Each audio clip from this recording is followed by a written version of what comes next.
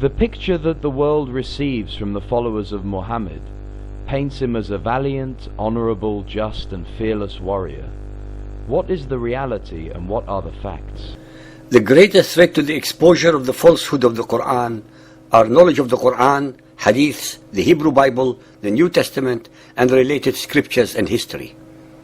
As we have repeatedly shown and will continue to do so in our series, that without a doubt, it is by divine justice that the very Hadiths that explain the Quran to the followers of Muhammad are the very ones which completely and utterly destroy its alleged divine origin and its veracity, as we shall prove yet again in this chapter.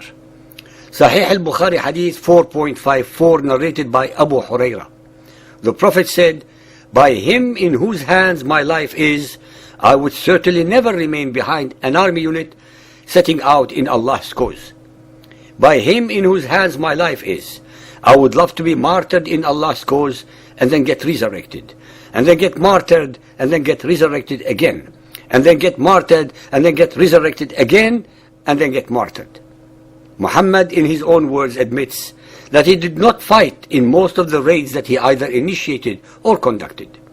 He preferred death in jihad than life, as long as it was the death and jihad fought by his followers and not by himself. What a spineless coward! He sent his simpleton and gullible followers to their demise with promises of booty and rape if they survived, and unlimited sensual and sexual pleasures in his perverted version of paradise if they got slaughtered. With such promises, they could not go wrong whether dead or alive. Then the brave Muhammad, who did not fight, boast of how he would have preferred to die in the way of Allah in jihad again and again and again. Ibn Ishaq 373. The apostle wore 2 coats of mail on the day of Uhud, and he took up a sword and brandished it, saying, "Who will take this sword with its right?" Muhammad did not get into the pitch of battle, but retired to the top of the hill surrounded by his bodyguards. That is why he gave his own sword to someone else to fight with. It is obvious that Muhammad was no Alexander the Great nor a Julius Caesar, but a pure coward who had to wear 2 coats of mail even though he had no intention of exposing himself to danger, but relying on others to die for him, his ideas and his fraudulent promises. Sahih al-Bukhari Hadith 4.276, narrated by Al-Bara bin Azib. The Prophet appointed Abdullah bin Jubair as the commander of the archers who were 50 on the day of the Battle of Uhud. He instructed them, "Stick to your place. You should not leave your place till I send for you." When the infidels were defeated, by Allah, I saw the women fleeing, lifting up their clothes, revealing their leg bangles and their legs. So the companions of Abdullah bin Jubair said, "The booty, O people, the booty! Your companions have become victorious. What are you waiting for now?" Abdullah bin Jubair said, "Have you forgotten what Allah's apostle said to you?" They replied, "By Allah, we will go to the enemy and collect our share from the war booty."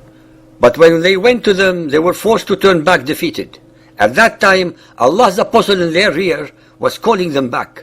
Only 12 men remained with the Prophet, and the infidels martyred 70 men of us. Then Abu Sufyan, the leader of the unbelievers, asked 3 times, "Is Muhammad present among these dead people?" The Prophet ordered his companions not to answer him.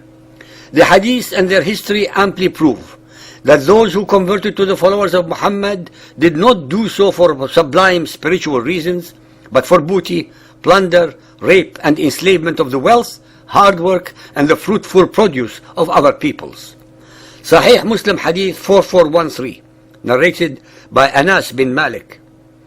It has been reported on the authority of Anas bin Malik that when the enemy got the upper hand on the day of the Battle of Uhud, the Messenger of Allah was left with only 7 men from the Ansar and 2 men from the Quraysh. When the enemy advanced towards him and overwhelmed him, he said, "Whoever turns them away from us will attain paradise or will be my companion in paradise." A man from the Ansar came forward and fought the enemy until he was killed. The enemy advanced and overwhelmed him again, and they repeated the words, "Whoever turns them away from us will attain paradise or will be my companion in paradise." Another man from the Ansar came forward and fought until he was killed. This state of affairs continued until the 7 Ansar were killed, one after the other. I would like our listeners to remember that I assert again that it is by divine justice that the hadith invariably and repeatedly expose Muhammad's true characteristics for all to study. The gutless but self-declared jihadi Muhammad pretended to be among the Muslim dead and would not answer Abu Sufyan's plain and clear challenges. As usual with Muhammad, he expected others to expose themselves to danger. Any fair-minded and inquisitive person would ask the following questions. Why was not Muhammad at the forefront of the battle instead of being at the rear? Why did he give his own sword to someone else to do the killing with? Why did he wear 2 coats of mail, especially since he had no intention of fighting? Why did he not fight to defend his position but begged others to die for him? Why did he pretend to be dead if he believed he was the messenger of Allah and that Allah was on his side? Why, at the very end, did he not answer the challenges of the leader of the Quraysh but expected others to do so? Can any follower of Muhammad answer these simple questions? Ibn Ishaq 380. When the enemy hemmed Muhammad in, he said, "Who will sell his life for us?" 5 of the Ansar arose. They fought in defense of the Apostle, man after man, all being killed. Even though Ibn Hisham had edited Ibn Ishaq's version of events by taking out items that were not complementary to Muhammad, even so, the story as depicted shows an extremely craven and unprincipled man who would send any number of his gullible and unsuspecting believing followers to certain death without lifting a finger to defend himself. Ibn Ishaq 381. Abu Dijana made his body a shield for the Apostle. Arrows were falling on his back as he leaned over him until there were many stuck in it. The first man to recognize the Apostle after the rout, when the men were saying the Apostle has been killed, was Ka'b bin Malik. According to what Al-Zuhri told me, Ka'b said, "I recognized his eyes gleaming from underneath his helmet, and I called on the top of my voice, 'Take heart, you Muslims, this is the Apostle of Allah.' But the Apostle signed to me to be silent. Muhammad, who was pretending to be dead, signaled to him to be silent because he did not want his victorious enemies to know that he was still alive and may attack him again." Believers and unbelievers, please remember that all these ahadith were not written by the enemies of Muhammad, but written by the followers of Muhammad, and they are telling the facts as they saw them at the time. It was Muhammad who ordered the murder of Ka'b al-Ashraf and Asma bint Marwan, both of them poets, the former 120 years old man, and the latter a woman with a suckling child, who criticized Muhammad's slaughter of the Quraysh leaders at the ambush of Al-Badr. It was Muhammad who always had others among his followers to do his dirty work, just like the modern heads of the mafia crime syndicates.